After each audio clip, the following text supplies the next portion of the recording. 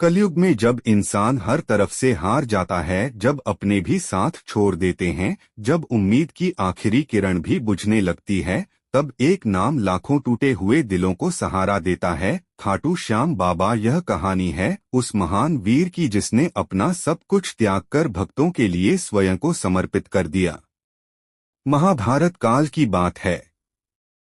भीम के पुत्र घटोत्कच और नागकन्या मौरवी के घर एक तेजस्वी पुत्र का जन्म हुआ। उसका नाम था बर्बरीक। बचपन से ही वह अत्यंत पराक्रमी, दयालु और धर्मप्रिय था। उसकी भक्ति और तपस्या से प्रसन्न होकर भगवान शिव ने उसे 3 अमोघ बाण दिए। ये बाण इतने शक्तिशाली थे कि पूरे संसार का विनाश या रक्षा कर सकते थे। जब महाभारत का युद्ध आरंभ होने वाला था, तब बर्बरीक ने अपनी माता से युद्ध में जाने की अनुमति मांगी।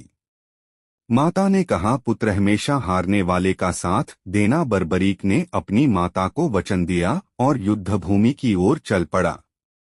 उधर भगवान श्री कृष्ण सब जानते थे। वे समझ गए कि यदि बर्बरीक युद्ध में उतर गया तो उसकी शक्ति के सामने कोई टिक नहीं पाएगा, क्योंकि जो पक्ष हारने लगेगा बर्बरीक उसी का साथ देगा और युद्ध का संतुलन कभी स्थापित नहीं हो पाएगा। भगवान श्री कृष्ण एक वृद्ध ब्राह्मण का रूप धारण करके बर्बरीक के पास पहुंचे। उन्होंने पूछा, वत्स, तुम कौन हो और कहाँ जा रहे हो? बर्बरीक ने विनम्रता से उत्तर दिया, मैं बर्बरीक हूँ। महाभारत युद्ध में भाग लेने जा रहा हूँ और मैंने प्रण लिया है कि मैं हारने वाले पक्ष का साथ दूंगा। ब्राह्मण रूपी श्री कृष्ण ने उसकी परीक्षा लेने के लिए कहा, तुम्हारे पास केवल 3 बाण हैं, इनसे क्या कर लोगे? बर्बरीक मुस्कुराया और बोला, एक बाण उन सभी को चिन्हित कर देगा जिन्हें नष्ट करना है, दूसरा बाण उनकी रक्षा करेगा जिन्हें बचाना है, और तीसरा बाण चिन्हित सभी लक्ष्यों का अंत कर वापस मेरे तरकश में लौट आएगा। श्री कृष्ण ने उसकी शक्ति देखी और समझ गए कि यह कोई साधारण योद्धा नहीं। फिर उन्होंने कहा, यदि तुम इतने दानी हो तो मुझे दान में कुछ दो। बर्बरीक ने सिर झुकाकर कहा, मांगिए ब्राह्मण देव, जो चाहें। तब श्री कृष्ण ने कहा, मुझे तुम्हारा शीश चाहिए। यह सुनकर कुछ क्षण के लिए समय जैसे ठहर गया, लेकिन बर्बरीक ने बिना किसी शिकायत के मुस्कुराते हुए कहा, यदि यही आपकी इच्छा है तो मैं अपना शीश अर्पित करता हूँ। उस समय उसे आभास हो गया कि यह कोई साधारण ब्राह्मण नहीं, स्वयं भगवान श्री कृष्ण हैं। आंखों में भक्ति के आंसू लिए बर्बरीक ने अपना शीश भगवान को समर्पित कर दिया।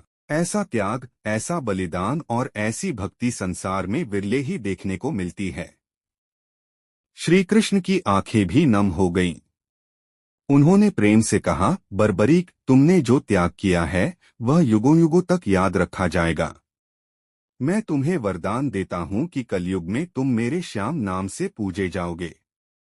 जो भी सच्चे मन से तुम्हारी शरण में आएगा उसकी पुकार तुम अवश्य सुनोगे। इसके बाद बर्बरीक का शीश एक ऊंचे पर्वत पर स्थापित किया गया, जहां से उसने पूरा महाभारत युद्ध देखा।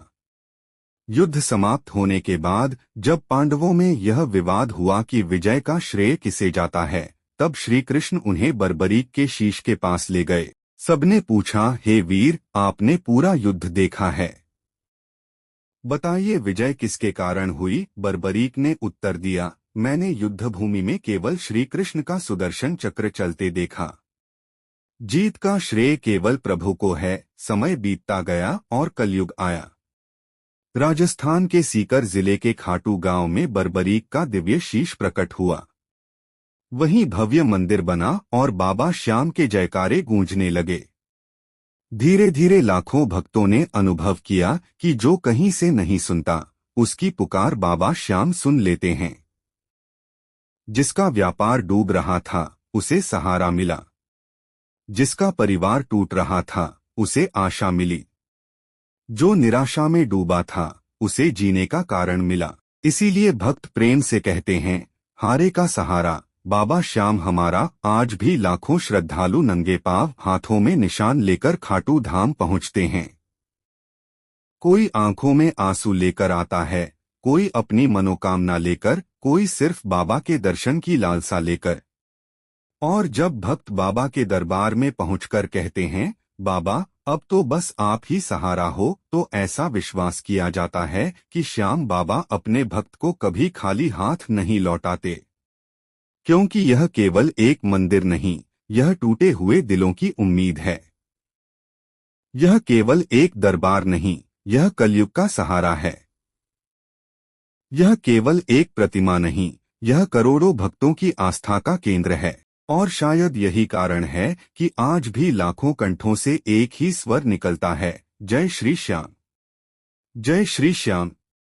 हारे के सहारे खाटू श्याम हमारे।